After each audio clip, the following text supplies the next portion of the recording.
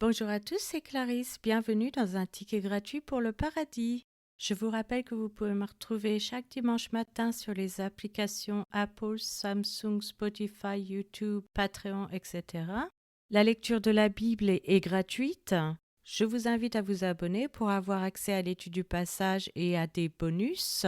Vous pouvez aussi bénéficier d'accès anticipé. Cet abonnement vous permettra de recevoir une notification dès qu'un nouvel épisode sera publié afin de n'en manquer aucun. Premier épisode de Josué. L'auteur du livre de Josué est inconnu, bien que certaines sections puissent avoir été écrites par Josué lui-même. Ce livre couvre le peuple élu de Dieu, les Israélites, probablement vers 1390 avant Jésus-Christ. Il contient 24 chapitres. Josué mène les armées d'Israël à la victoire sur les Cananéens en terre promise. Josué contient deux grands thèmes. Premièrement, Dieu le grand guerrier. Ce livre décrit Dieu comme un guerrier qui sauve son peuple de ses ennemis. Le peuple de Dieu est encore en guerre aujourd'hui. En effet, nous sommes engagés dans une confrontation infiniment plus dangereuse, une bataille contre le mal lui-même, mais Dieu nous a donné de puissantes armes spirituelles et nous entrons dans cette bataille avec la certitude que Christ a déjà assuré l'issue finale par sa victoire.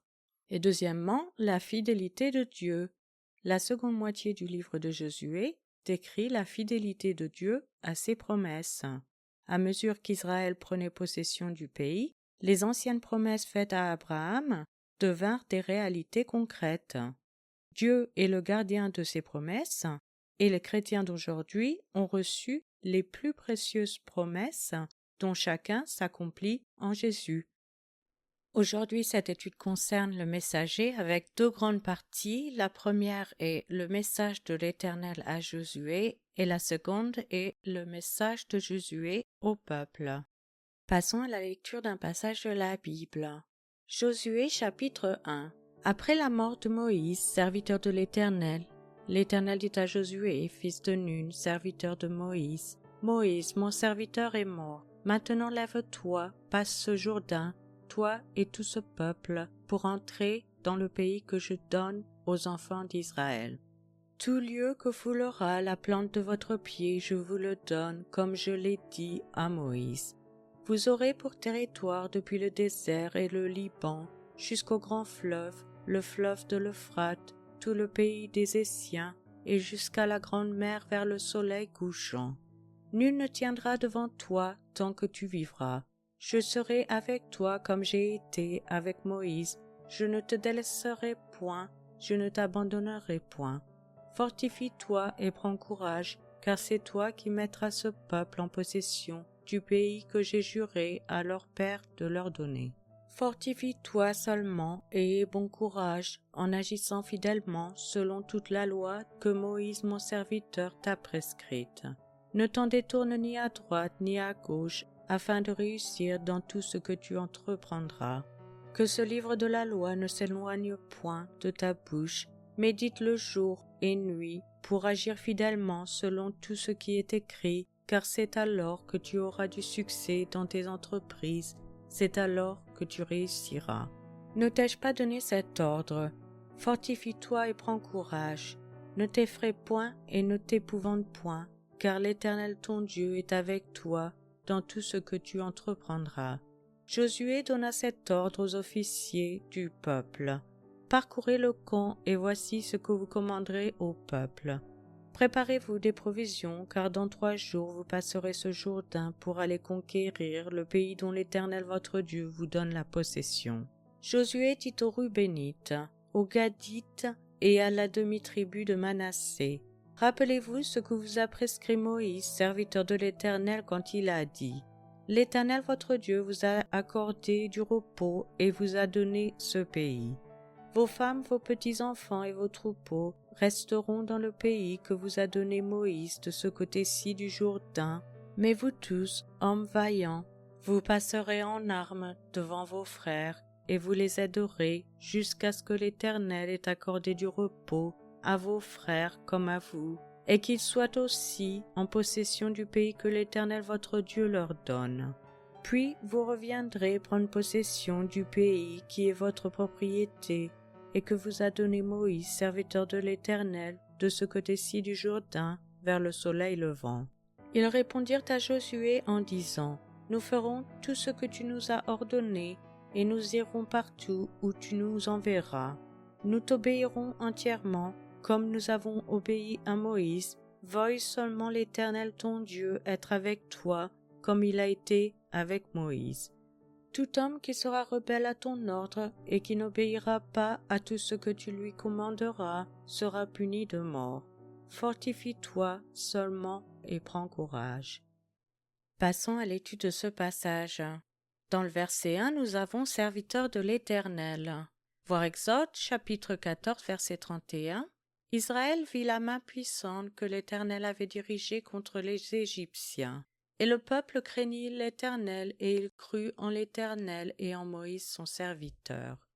Se réfère ici à celui qui a le statut de haut fonctionnaire dans l'administration royale de l'Éternel.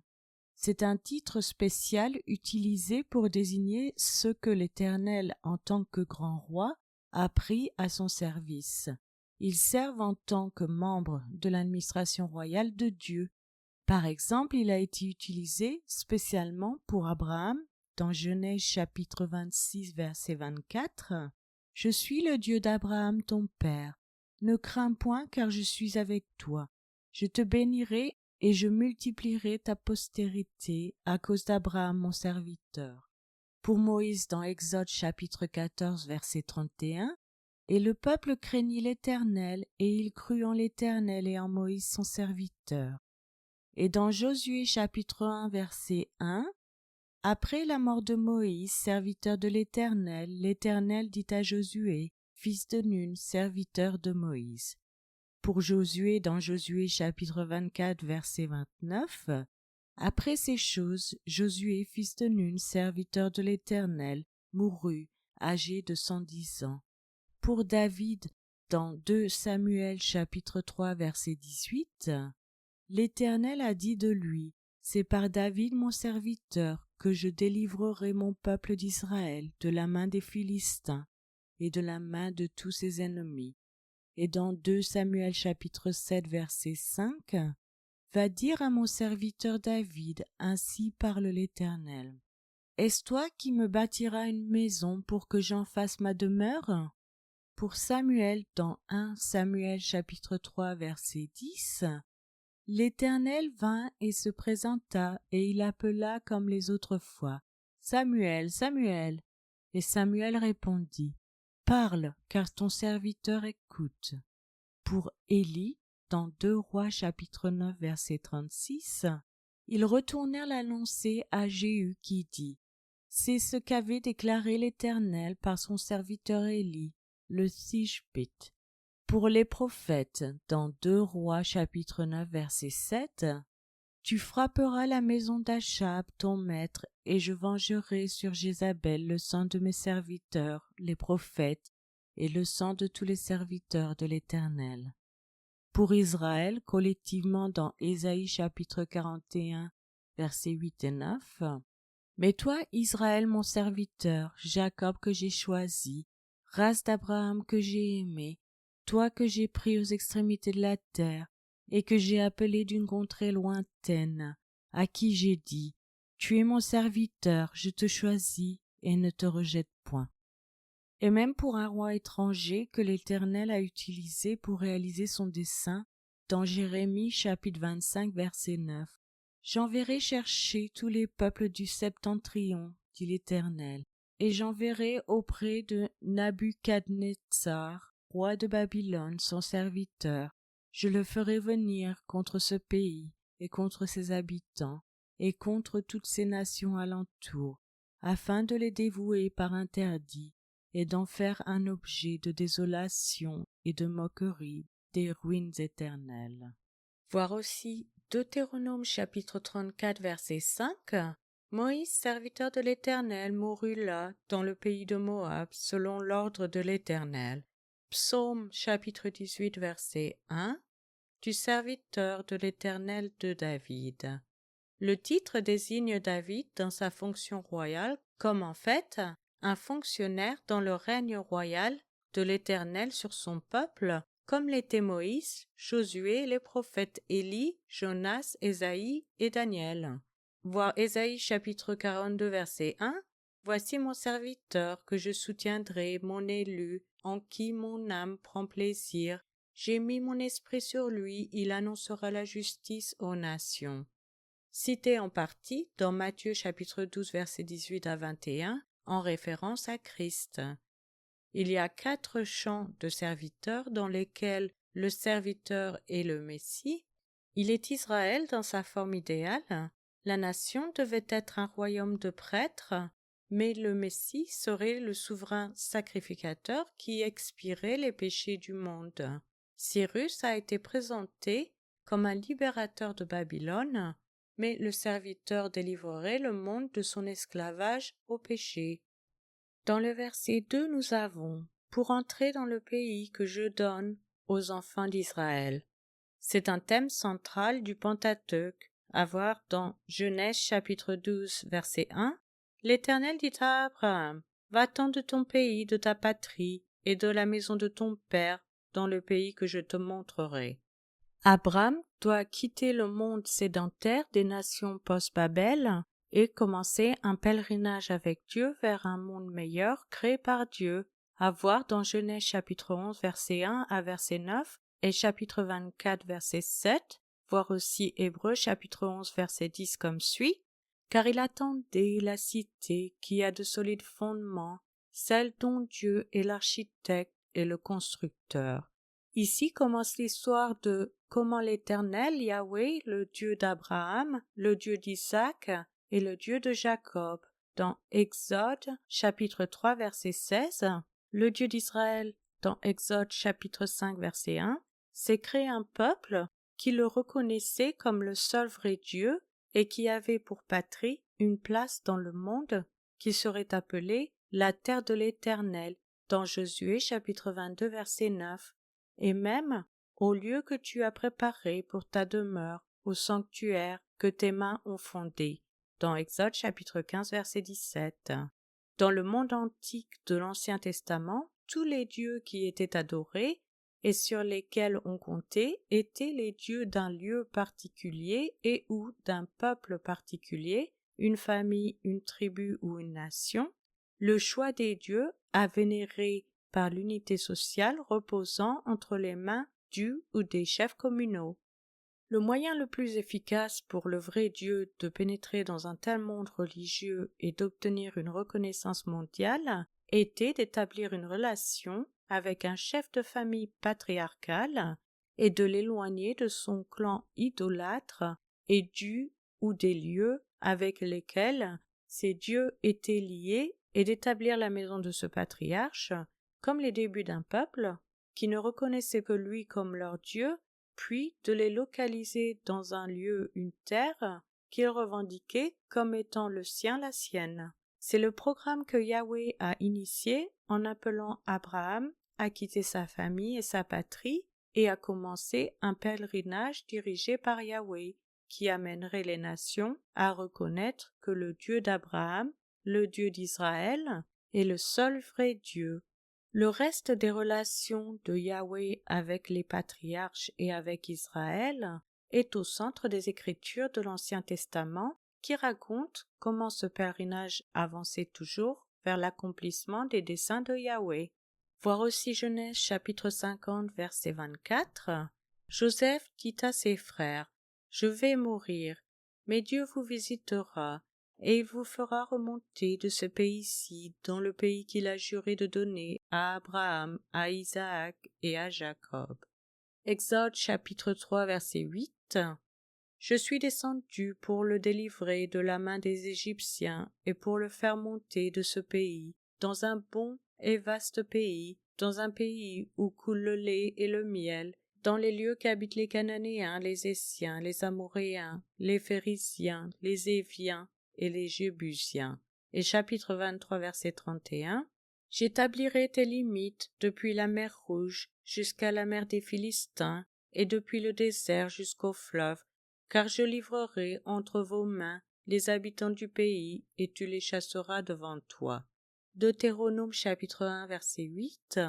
Voyez, j'ai mis le pays devant vous. Allez et prenez possession du pays que l'Éternel a juré à vos pères, Abraham, Isaac et Jacob, de donner à eux et à leur postérité après eux. Le livre de Josué raconte l'accomplissement de cette promesse de Dieu. Dans le verset 5, nous avons « Je serai avec toi ». Diriger, soutenir et assurer le succès. Voir Genèse chapitre 26, verset 3. Séjourne dans ce pays-ci, je serai avec toi et je te bénirai, car je donnerai toutes ces contrées à toi et à ta postérité, et je tiendrai le serment que j'ai fait à Abraham ton père. La promesse de Dieu d'être un soutien et un protecteur de son peuple est souvent répétée. Voir par exemple Genèse chapitre 26, verset 24. L'Éternel lui apparut dans la nuit et dit « Je suis le Dieu d'Abraham ton père, ne crains point, car je suis avec toi. Je te bénirai et je multiplierai ta postérité à cause d'Abraham mon serviteur. » Chapitre 28, verset 15. « Voici, je suis avec toi. Je te garderai partout où tu iras, et je te ramènerai dans ce pays, car je ne t'abandonnerai point, que je n'ai exécuté ce que je te dis. » Chapitre 31, verset 3. Alors l'Éternel dit à Jacob, « Retourne au pays de tes pères et dans ton lieu de naissance, et je serai avec toi. » Josué chapitre 1, verset 5. Nul ne tiendra devant toi tant que tu vivras. Je serai avec toi comme j'ai été avec Moïse, je ne te délaisserai point, je ne t'abandonnerai point. Ésaïe chapitre 41, verset 10. Ne crains rien, car je suis avec toi. Ne promène pas des regards inquiets, car je suis ton Dieu. Je te fortifie, je viens à ton secours, je te soutiens de ma droite triomphante. Jérémie chapitre 1, verset 8.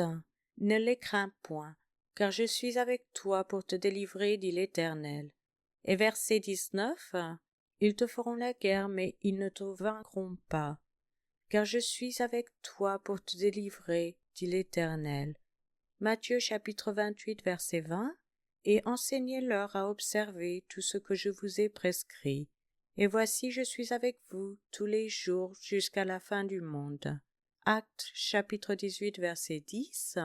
Car je suis avec toi et personne ne mettra la main sur toi pour te faire du mal. Parle, car j'ai un peuple nombreux dans cette ville. 2 Corinthiens chapitre 13, verset 14. Que la grâce du Seigneur Jésus-Christ, l'amour de Dieu et la communication du Saint-Esprit soient avec vous tous. Voir aussi Genèse chapitre 17, verset 7. J'établirai mon alliance entre moi et toi et tes descendants après toi, selon leur génération. Ce sera une alliance perpétuelle en vertu de laquelle je serai ton Dieu et celui de ta postérité après toi. Voir aussi Jérémie chapitre 1, verset 8. Ne les crains point, car je suis avec toi pour te délivrer, dit l'Éternel. La promesse de Dieu de sa présence continue devrait apaiser les craintes des prophètes les plus réticents. Dans le verset 6, nous avons « du pays que j'ai juré à leur père ». C'est l'héritage tant attendu, promis aux descendants d'Abraham. Voir Genèse chapitre 15, verset 7. L'Éternel lui dit encore « Je suis l'Éternel qui t'ai fait sortir d'Ur en Chaldée pour te donner en possession ce pays. » Voir Genèse chapitre 15, versets 8 à 21. Donc l'héritage tant attendu, promis de Jacob, à voir dans Genèse chapitre 28, verset 13. Et voici l'Éternel se tenait au-dessus d'elle, et il dit « Je suis l'Éternel, le Dieu d'Abraham ton père et le Dieu d'Isaac. La terre sur laquelle tu es couché, je le donnerai à toi et à ta postérité. » Dans les versets 13 et 15, nous avons du repos. C'est un concept important de l'Ancien Testament. Voir Deutéronome chapitre 3, verset 20. Jusqu'à ce que l'Éternel ait accordé du repos à vos frères comme à vous, et qu'ils possèdent aussi le pays que l'Éternel votre Dieu leur donne de l'autre côté du Jourdain. Et vous retournerez chacun dans l'héritage que je vous ai donné. Une situation paisible, exempte de menaces extérieures et d'oppression, et sans trouble intérieur de conflit, de famine ou de peste, à voir dans Deutéronome chapitre 12 versets 9 et 10, parce que vous n'êtes point encore arrivés dans le lieu de repos et dans l'héritage que l'Éternel votre Dieu vous donne. Mais vous passerez le Jourdain et vous habiterez dans le pays dont l'Éternel votre Dieu vous mettra en possession. Il vous donnera du repos après vous avoir délivré de tous vos ennemis qui vous entourent, et vous vous établirez en sécurité. Toujours dans Deutéronome chapitre 25 verset 19, lorsque l'Éternel ton Dieu, après t'avoir délivré de tous les ennemis qui t'entourent, t'accordera du repos dans le pays que l'Éternel ton Dieu te donne en héritage et en propriété, tu effaceras la mémoire d'Amalek de dessous les cieux, ne l'oublie point. Nous retrouvons aussi le mot repos dans d'autres passages de la Bible. Par exemple, dans Josué chapitre 1 verset 13, rappelez-vous ce que vous a prescrit Moïse, serviteur de l'Éternel, quand il a dit « L'Éternel votre Dieu vous a accordé du repos et vous a donné ce pays. » Verset 15, jusqu'à ce que l'Éternel ait accordé du repos à vos frères comme à vous, et qu'ils soient aussi en possession du pays que l'Éternel votre Dieu leur donne.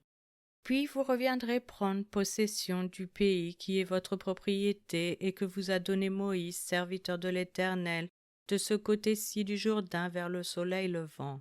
Un concept important de l'Ancien Testament, impliquant des frontières sûres, la paix avec les pays voisins et l'absence de menaces pour la vie et le bien-être dans le pays. Voir aussi 1 Roi chapitre 5 verset 4. Maintenant l'Éternel mon Dieu m'a donné du repos de toutes parts, plus d'adversaires, plus de calamités. Chapitre 8 verset 56. Béni soit l'Éternel qui a donné du repos à son peuple d'Israël, selon toutes ses promesses. De toutes les bonnes paroles qu'il avait prononcées par Moïse, son serviteur, aucune n'est restée sans effet. Après la conquête de Canaan, sous la direction de Josué, l'Éternel donna aux Israélites une période de repos, loin de leurs ennemis, même s'il restait beaucoup de terre à posséder. Dans le verset 18, nous avons « Fortifie-toi seulement et prends courage ». Les paroles d'encouragement du peuple à Josué font écho et renforcent celles de l'Éternel. Voir les versets 6 et 7 de Josué chapitre 1. Fortifie-toi et prends courage, car c'est toi qui mettras ce peuple en possession du pays que j'ai juré à leur père de leur donner. Fortifie-toi seulement et aie bon courage en agissant fidèlement selon toute la loi que Moïse mon serviteur t'a prescrite. Ne t'en détourne ni à droite ni à gauche afin de réussir dans tout ce que tu entreprendras. Verset 9.